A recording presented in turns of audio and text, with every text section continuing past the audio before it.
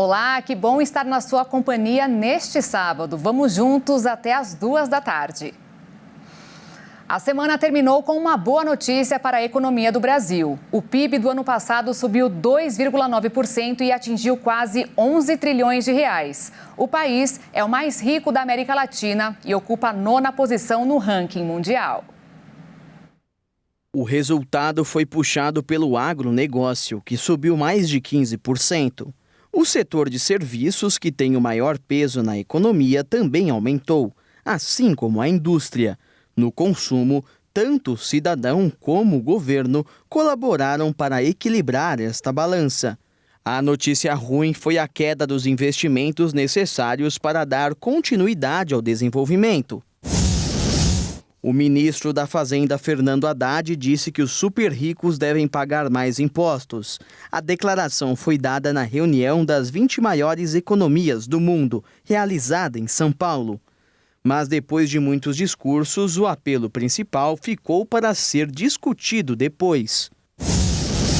No Oriente Médio, as conversas para um cessar-fogo entre Israel e o Hamas sofreram um duro revés. Mais de 100 pessoas que estavam em volta de um comboio de caminhões na faixa de Gaza morreram depois de mais um ataque do governo israelense.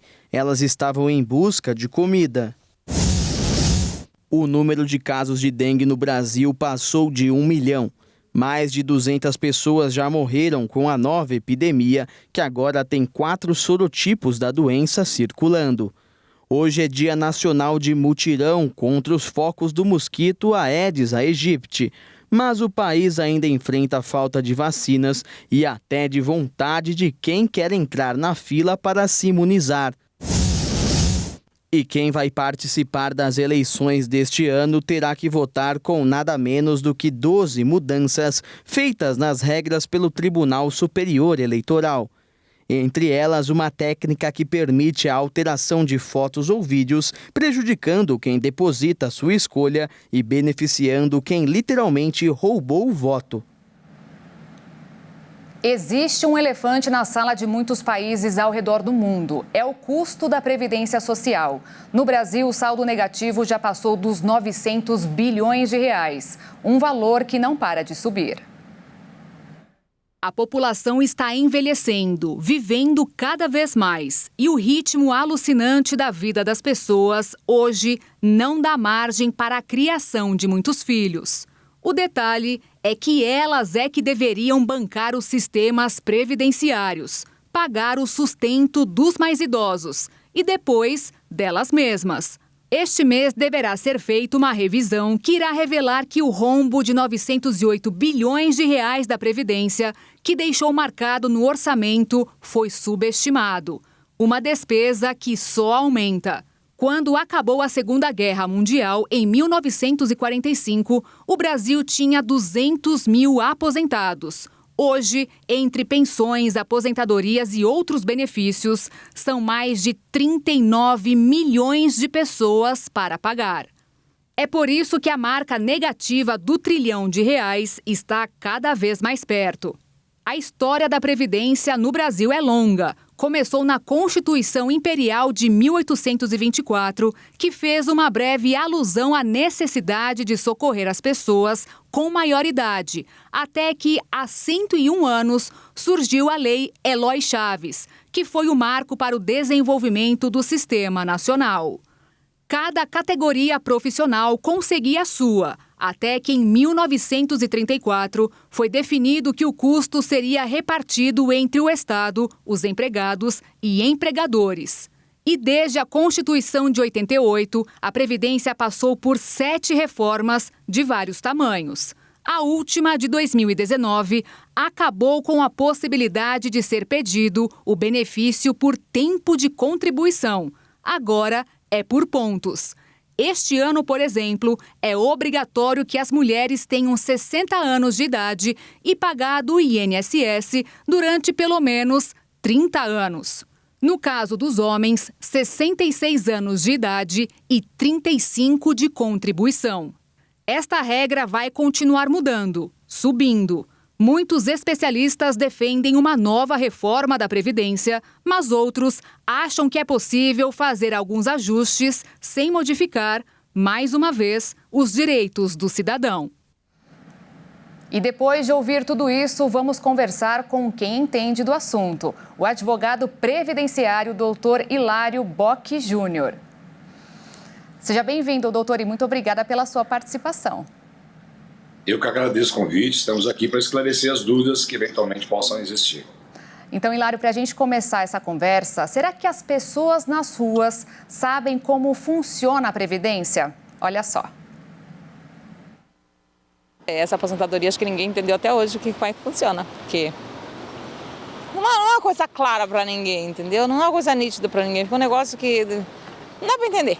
Eu, sinceramente, vou falar para você que eu não sei. Mudou tanto que eu não sei te dizer qual é o sistema de hoje. Nem sabe mais. Não sei mais. Você sabe como é que funciona o sistema de aposentadoria? Não faço ideia. Você sabe? Também não. Hilário, é complicado mesmo entender como que funciona a aposentadoria aqui no Brasil? Olha, é complicado sim, e por isso que existe um exército de advogados trabalhando em prol desses aposentados e pensionistas e das pessoas que querem aposentar, porque mesmo depois da aposentadoria, ainda tem as revisões de aposentadoria que os benefícios acabam caindo. A regra é a seguinte, né? Nós tivemos a reforma da Previdência, mas as pessoas não podem deixar de buscar as informações em 4 lugares. Primeiro, no passado, direito adquirido. Muitas pessoas ainda podem aposentar sem idade mínima. Existe essa possibilidade. Após a reforma da Previdência, nós tivemos novas regras que incluíram idade, pontos, como foi dito na reportagem. E as pessoas ficaram um pouco mais distantes da aposentadoria. Mas ainda existem, neste trânsito de uma mudança de legislação para outra, as regras de transição. São 4 regras de transição. Em uma delas, que é a aposentadoria com 50% de pedágio, ainda dá para aposentar sem idade mínima. Aí nós temos a regra de pontos, que é a somatória de tempo de contribuição mais a idade. A regra de 100% de pedágio, na qual as pessoas podem se aposentar. Preste atenção, pessoas que estão aí com um pouquinho mais de 50 anos. Mulheres a partir dos 57 anos e homens a partir dos 60. Não precisa esperar a idade mínima para aposentar.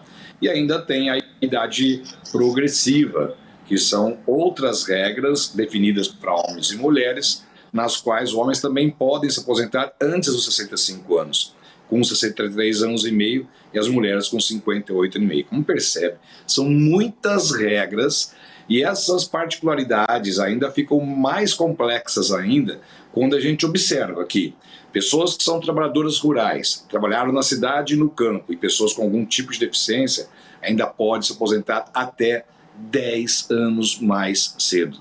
Tem muita gente perdendo a oportunidade justamente porque não conhece as regras, como foi feito aí praticamente uma enquete, uma pesquisa de que as pessoas realmente têm dificuldade para aposentadoria. Inclusive, tem mais perguntas. Meu nome é Maurílio, tenho 69 anos e eu gostaria de perguntar se vale a pena eu fazer a previdência privada.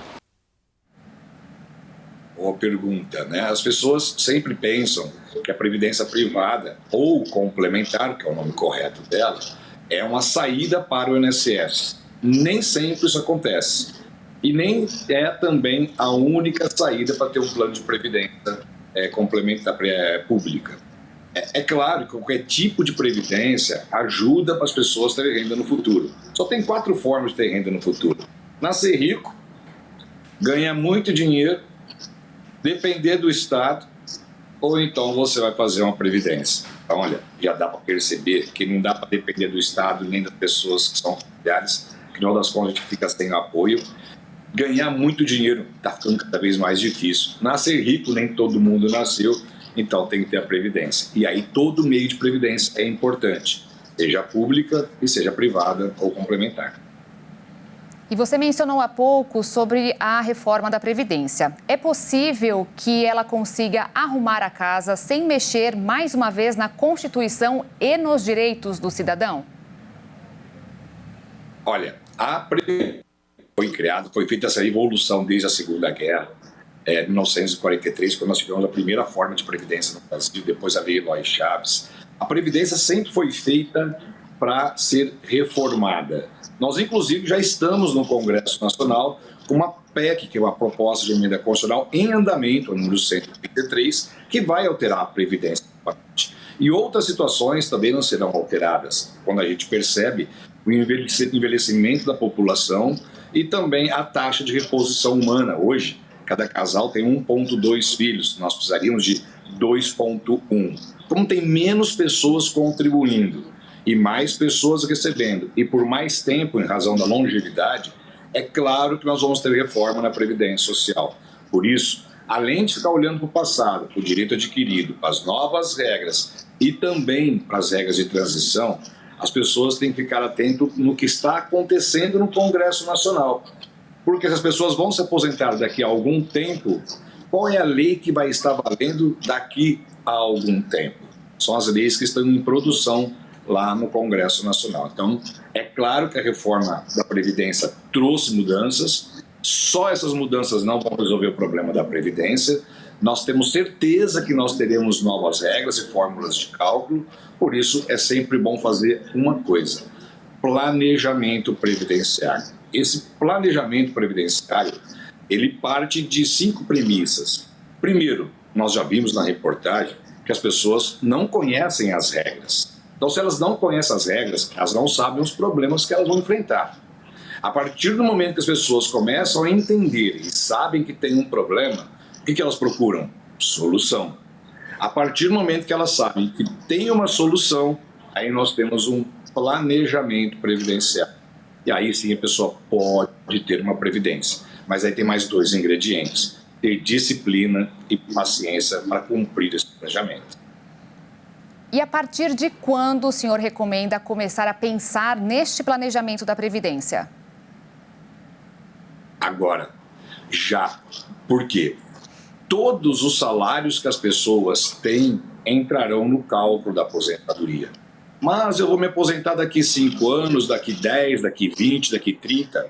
Pode até ser, mas os salários de agora já estão sendo computados para calcular o valor da aposentadoria. Então, saber como vai pagar, fazer um planejamento é importante. Olha só essa posição que a gente sempre encontra em escritórios de advocacia.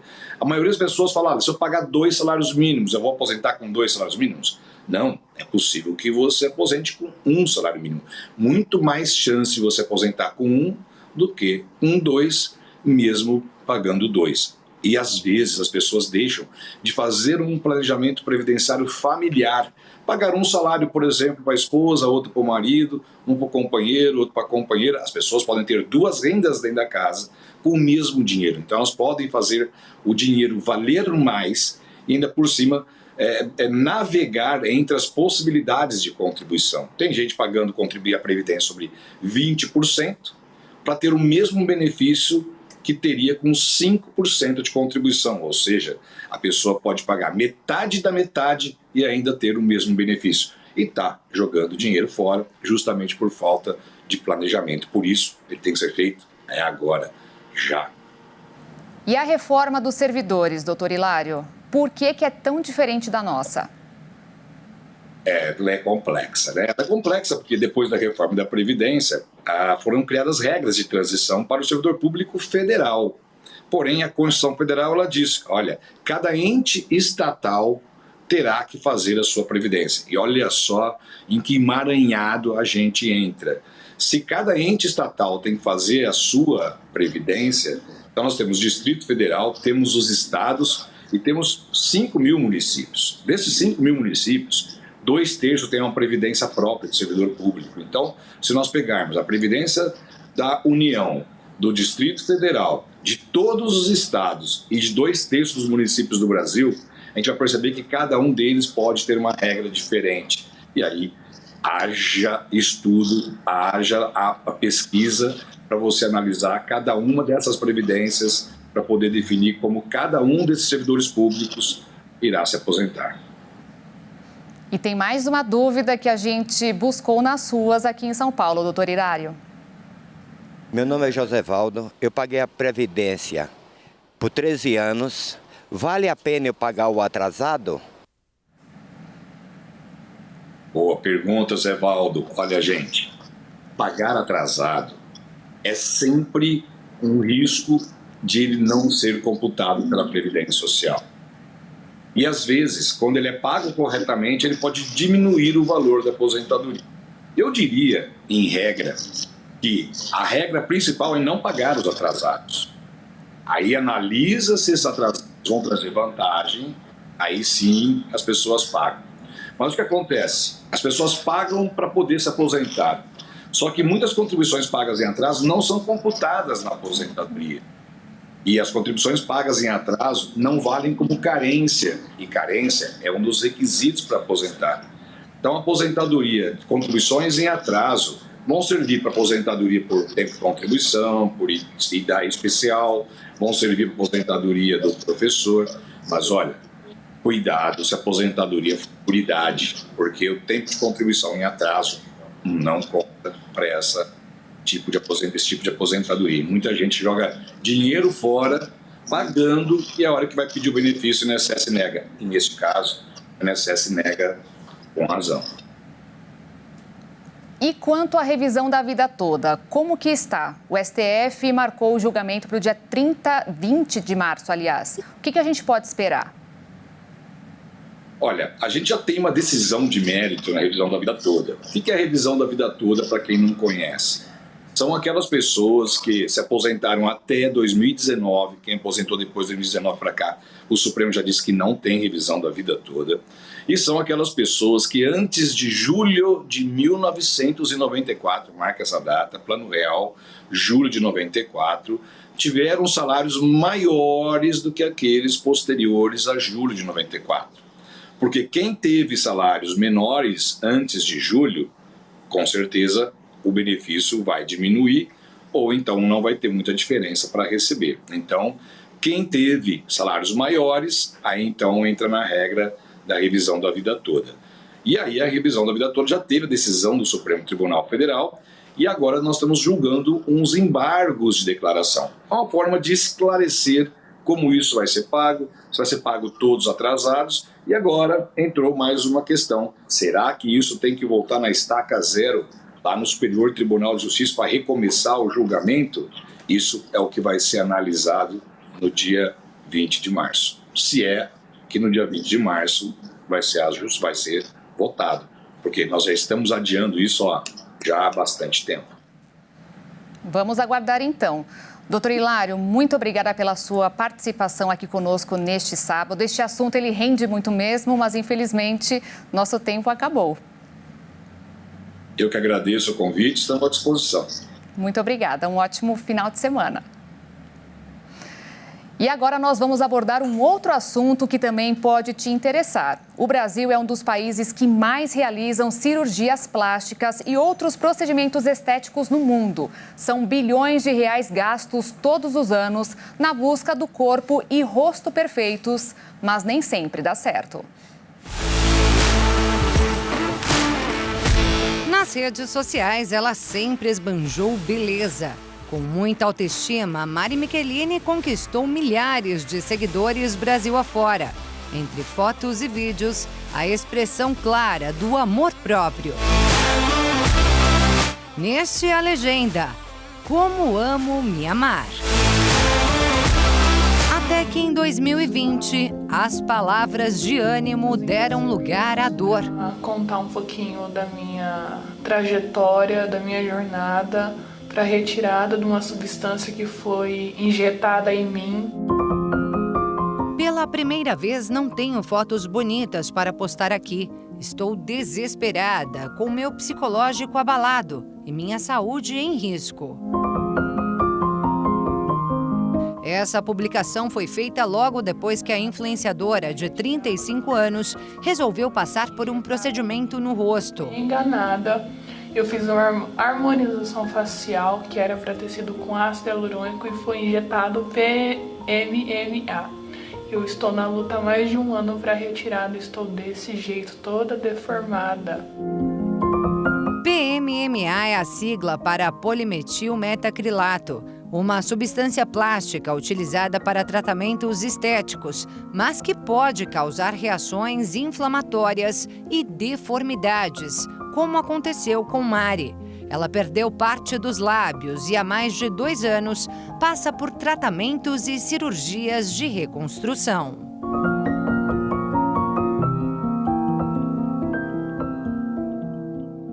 O caso ganhou repercussão dentro e fora do país e reacende o alerta sobre os possíveis riscos dos procedimentos estéticos. O Conselho Federal de Medicina e a Sociedade Brasileira de Dermatologia recomendam que quem decidir passar por uma intervenção desse tipo, em especial as mais invasivas, deve buscar informações a respeito da capacitação dos profissionais envolvidos sobre o local onde será realizado o trabalho e orientam a fugir das promoções e ofertas com promessas milagrosas. Mesmo tomando todos os cuidados, ainda há riscos. No mundo dos famosos, muitos já tiveram complicações após procedimentos estéticos.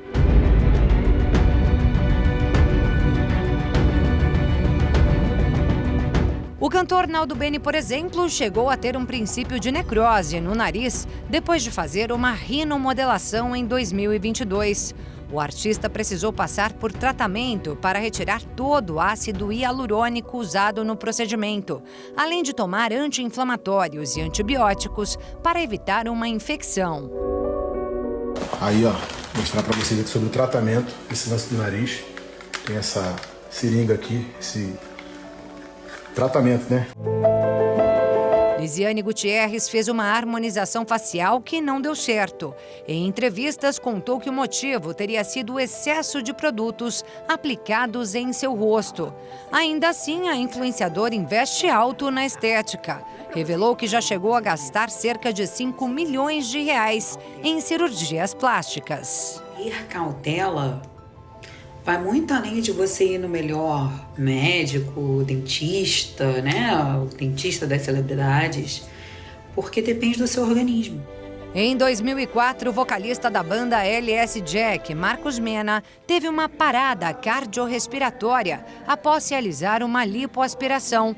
Ele ficou em coma induzido por 2 meses e depois teve sequelas neurológicas, como dificuldade na fala e coordenação motora. Meus olhos, dentro da memória te levei, amor, você me encantou, oh, cara. No ano passado, a cantora peruana Juliana Perea morreu em decorrência de complicações de uma lipoaspiração. A família da artista alegou que a morte foi resultado de negligência do cirurgião. Em cada resultado mal sucedido, a busca por culpados e a reflexão sobre o preço a ser pago pela beleza. Eu fui enganada, eu fiz uma harmonização facial que era para ter sido com ácido hialurônico e foi injetado PMMA. Eu estou na luta há mais de 1 ano para retirada, estou desse jeito, toda deformada. Para podermos dar continuidade neste assunto muito importante, aqui comigo está o cirurgião plástico, Dr. Luiz Pinotti. Seja bem-vindo, doutor. Muito obrigada pela sua participação neste sábado, viu? Eu agradeço. Então, para a gente começar, doutor, eu quero saber quais são os riscos que uma pessoa corre ao se submeter a uma cirurgia plástica.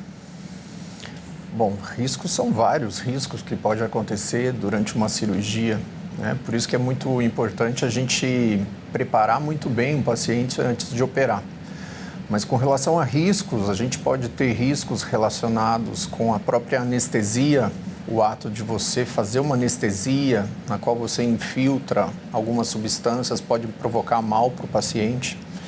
Durante a cirurgia, é muito importante a mão do cirurgião, a experiência do cirurgião, porque cada detalhe também é importante, porque a gente está lidando com nervos, com vascularização. Então, a cirurgia, ela traz riscos tanto relacionados com a mão do cirurgião, com o próprio cuidado do paciente e com a própria anestesia. Inclusive, doutor, nossa equipe foi às ruas para saber a opinião das pessoas, as vontades que elas têm em realizar uma cirurgia plástica. Maravilha. O procedimento estético você nunca fez ainda? Fiz ainda, não. Ainda? Ainda. Tem vontade? Tenho. Eu tenho vontade de fazer abdominoplastia e pôr silicone. Não fez ainda por quê? Falta de dinheiro. Só por isso. Se tivesse, já faria? Já tinha feito.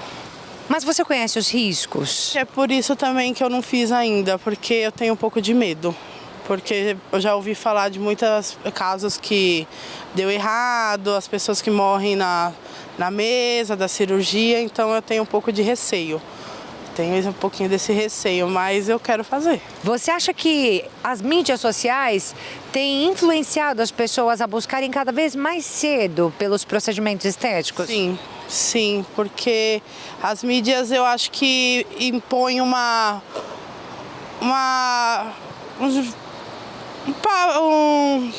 parâmetro de beleza, né? E eu acho que as pessoas começam a buscar isso. Você tem vontade de fazer algum tipo de procedimento estético? Olha, eu acho super legal quem faz, assim, talvez eu faria alguns, mas nada muito invasivo, né? Então eu acho bacana quem faz, eu acho legal, não tenho nada contra e se eu puder fazer algo para melhorar, vai ser sempre bom. O que você faria, por exemplo? Uma melhoradinha nas manchas do rosto, dar uma melhoradinha mais na parte facial. Esses procedimentos que você faria no rosto, para tirar manchas, esse tipo de coisa, por que você não fez ainda? Financeiramente também, né? E porque na correria do dia a dia você não tem tempo, às vezes você tem que trabalhar e você não tem aquele tempo disponível para poder fazer alguma coisa. Você tem vontade de fazer alguma coisa, algum tipo de procedimento? Uma lipo, com certeza. Com certeza, só a lipo mesmo, nada mais. Você conhece os riscos? Sou farmacêutica, estética e cosmetóloga, então conheço os riscos sim. Se não for um procedimento com um bom profissional, você pode ter uma infecção generalizada e a óbito, você pode perder algum órgão, algum movimento também, porque querendo ou não é uma coisa muito invasiva, né? As redes sociais influenciam as pessoas a buscarem por procedimentos estéticos, hoje em dia até cada vez mais novos? Sim, acho sim. Influencia, hoje tem bastante influenciador, né? Tem a galera aí do Instagram, do Twitter, do TikTok. Eles influenciam bastante, sim. Não tem problema fazer, né? Portanto que haja com responsabilidade. Tem vontade de fazer algum? Não, porque eu tenho medo de agulha. Você acha que esse tipo de procedimento traz riscos para a saúde? Eu acho que sim, né? Porque você viu, já teve várias mulheres, né, que morreram fazendo esses procedimentos, né? Eu acho que não, acho que você tem que aceitar o corpo que Deus te deu, né, e continuar com ele. Procedimento estético é uma coisa que tá na moda, né? Um monte de gente faz. Eu queria saber se você tem vontade de fazer algum. Tenho, vários.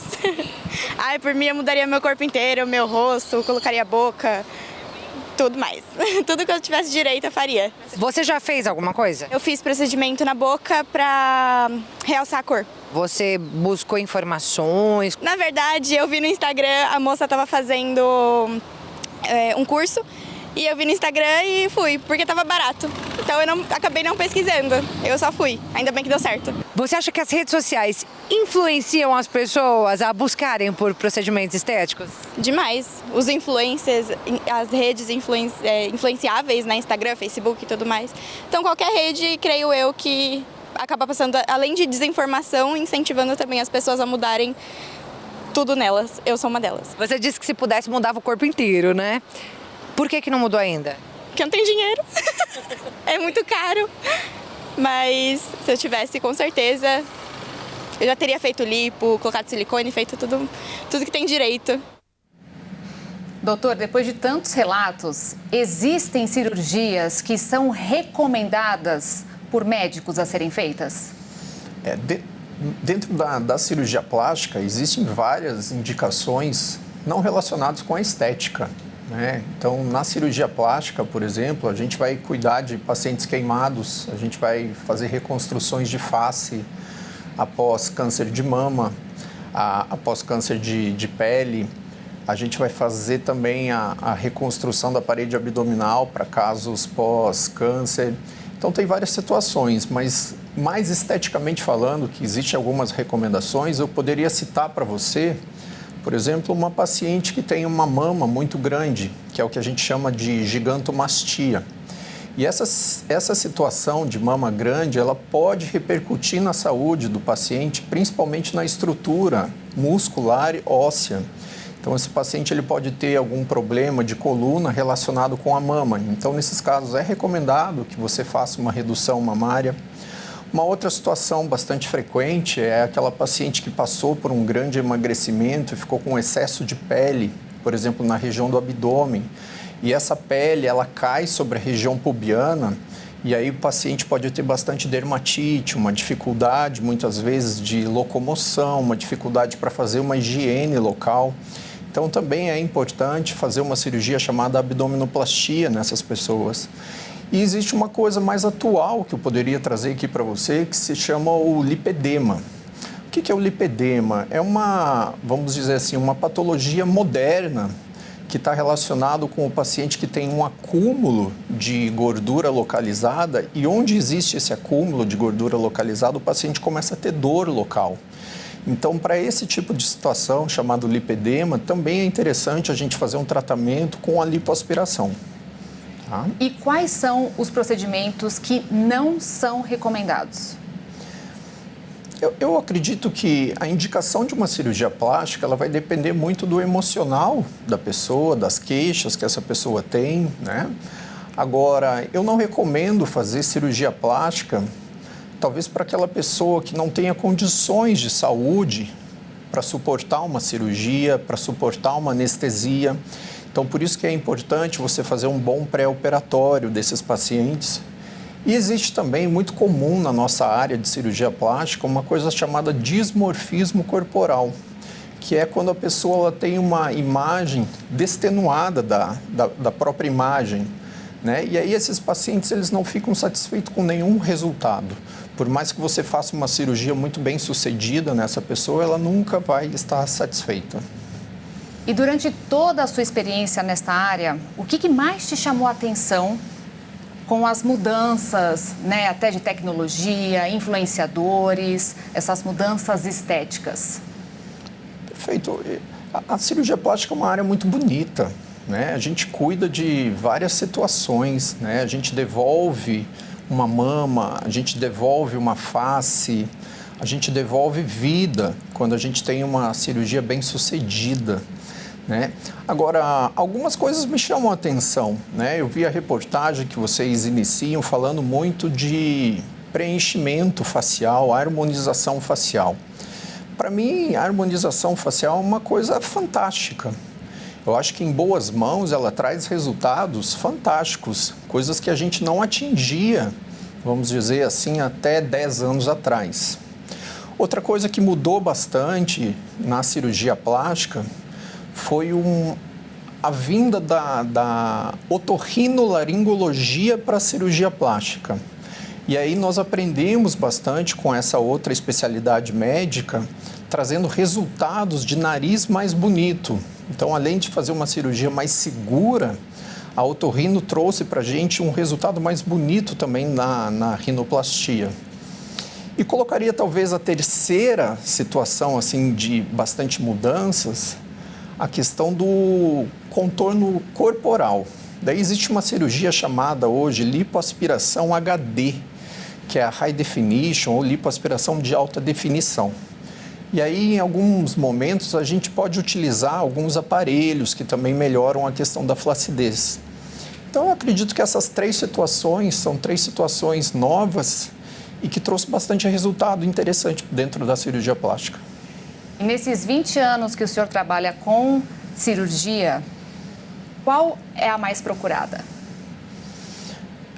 No meu consultório é a lipoaspiração, mas eu acho interessante para as pessoas saberem, aqui no Brasil, as duas cirurgias mais procuradas são a lipoaspiração e a cirurgia de inclusão de prótese mamária. Essas são as cirurgias mais procuradas. Daí, talvez em terceiro, quarto lugar, entra a cirurgia de abdominoplastia, as cirurgias da face e as cirurgias de elevação de mama. Tá? Então, seriam essas as principais cirurgias, as maiores procuras estão ali. E com tanta repercussão em relação até à prótese mamária, de pessoas até tirando, o que está acontecendo? Eu acredito que existe até um pouco de influência da própria mídia. Existe uma patologia que as pessoas às vezes nem sabem, que se chama síndrome de Ásia. A síndrome de Ásia é uma patologia que tem relação com a prótese mamária. Existem pessoas que colocam a prótese mamária e elas podem desenvolver alguns sintomas emocionais, mudança de humor, queda de cabelo, pode ter problemas intestinais, problemas renais relacionados com a prótese. Mas isso é uma coisa muito rara, é um diagnóstico que a gente coloca como de exceção. A gente vai buscar outras causas para essa queda de cabelo, a gente vai buscar outras causas para essa mudança de comportamento. E muitas vezes, quando a gente faz isso, a gente chega a outros diagnósticos que não a prótese causando esses problemas. Mas está muito em comum essa questão da síndrome de Ásia, por isso que algumas pacientes têm procurado a cirurgia plástica para fazer a cirurgia de explante de prótese. Como a gente viu até nas reportagens, nas perguntas e respostas que conseguimos nas ruas, a maioria das pessoas quer mudar alguma coisa no corpo. A influência que hoje a internet tem para essas pessoas, como que o senhor enxerga essa busca por uma perfeição, se ela ficou mais exacerbada nos dias de hoje do que antigamente? Sem dúvida, eu acho que a cada ano que passa, a internet está mais no ser humano, né? E a gente observa em vários procedimentos estéticos bem-sucedidos as pessoas ficando mais bonitas. E eu não vejo problema nenhum em a pessoa querer se melhorar, né? Eu acho importante essa insatisfação positiva dentro de si. Agora, nós temos que tomar cuidado. Eu acho importante você fazer um procedimento estético ou uma cirurgia estética com calma, buscar um bom profissional, fazendo num lugar correto, fazendo uma clínica bem estruturada ou no hospital muito bem estruturado e tentar perceber que nós já somos perfeitos e que muitas vezes, quando a gente vai fazer uma cirurgia ou um procedimento, a gente não vai corrigir 100% da queixa que essa pessoa tem. Então, às vezes, a busca da perfeição é uma coisa quase que impossível. Mas se melhorar, eu acho fantástico, eu não vejo problema nenhum nisso. Essa questão de procurar um bom profissional qualificado, que tenha toda a expertise para realizar um procedimento em você, nós até tivemos um caso que teve uma repercussão agora sobre uma mulher que foi fazer um preenchimento labial, que, pelo meu conhecimento, deve ser feito com ácido hialurônico e foi colocado PMMA. E por isso ela teve que tirar o produto, teve muita complicação e até ficou com o lábio deformado, ela está passando há 4 anos por esse processo até de reconstrução facial. Nesse caso, a pessoa que realizou o procedimento, o que pode ter acontecido? Mediante a procura que a pessoa tem para fazer um procedimento, ela vai querer saber de outros resultados, de outras pacientes que possivelmente deram certo. O que pode ter acontecido nessa troca de produtos para ser aplicado? E a falta de informação também em relação a dizer qual era o produto aplicado. Perfeito. Chama atenção que aqui no Brasil, hoje quem faz procedimentos estéticos é o cirurgião plástico, é o dermatologista, são outros médicos, tem o biomédico, tem o enfermeiro, tem o farmacêutico, tem o odontólogo e outros aventureiros, né? Então, eu acho mais importante a gente pesquisar com calma para onde fazer um procedimento, com quem fazer. Quando a gente toca no assunto de preenchimento, vamos dizer preenchimento facial, hoje a gente observa muito 3 situações. O preenchimento com o PMMA, que é o polimetilmetacrilato, que é uma substância que eu não recomendo, mas eu acho importante eu falar o que a Sociedade Brasileira de Cirurgia Plástica, né, comenta sobre o assunto do PMMA. O PMMA é uma substância que, uma vez colocada dentro do corpo, ela não sai. Ela só vai sair se você retirar através de uma cirurgia, né? E o problema do PMMA é que o PMMA ele pode endurecer na face. Então, é como a pessoa ela pode sentir como se fosse cacos de vidro dentro da pele dela. Outra situação é que o PMMA pode acontecer, ele pode migrar. Então, por exemplo, você coloca numa altura mais alta da face e com o tempo ela vai caindo. E isso faz com que a face caia também, né? E, por exemplo, colocar PMMA, que a gente observa muito, infelizmente, na boca, PMMA no nariz, aí a gente está mexendo com regiões que a gente tem que tomar um cuidado. Por quê? Porque anatomicamente falando, eu acho importante as pessoas saberem, quando a gente introduz essas substâncias de uma maneira muito profunda, nós podemos interromper a vascularização do local. Uma vez interrompida a vascularização desse local, a gente pode ter uma patologia que é a necrose por causa disso. E aí imagina, uma necrose na face, o que isso não pode repercutir no emocional, né, de uma pessoa. Então eu acho mais interessante as pessoas saberem o seguinte, hoje a gente tem 2 substâncias fantásticas para a gente colocar numa face. Diante de mãos experientes, na minha opinião, o ácido hialurônico e a própria gordura do corpo são 2 substâncias fantásticas. E se você me perguntasse ainda, doutor, o que é melhor e que as pessoas pouco sabem é a própria gordura. Porque a gente sabe que a gordura, ela tem células-tronco dentro dela. Então, depois que a gente coloca gordura, por exemplo, no rostinho, a gente vai perceber que a qualidade da pele dessa paciente é muito melhor do que qualquer outra substância. Ah, ótimo. Doutor, muito obrigada pela sua participação, Imagina. viu? Eu que agradeço. E eu fico por aqui, agradeço a sua companhia neste sábado. Agora você acompanha o programa Show da Fé. Te desejo um ótimo fim de semana. Tchau.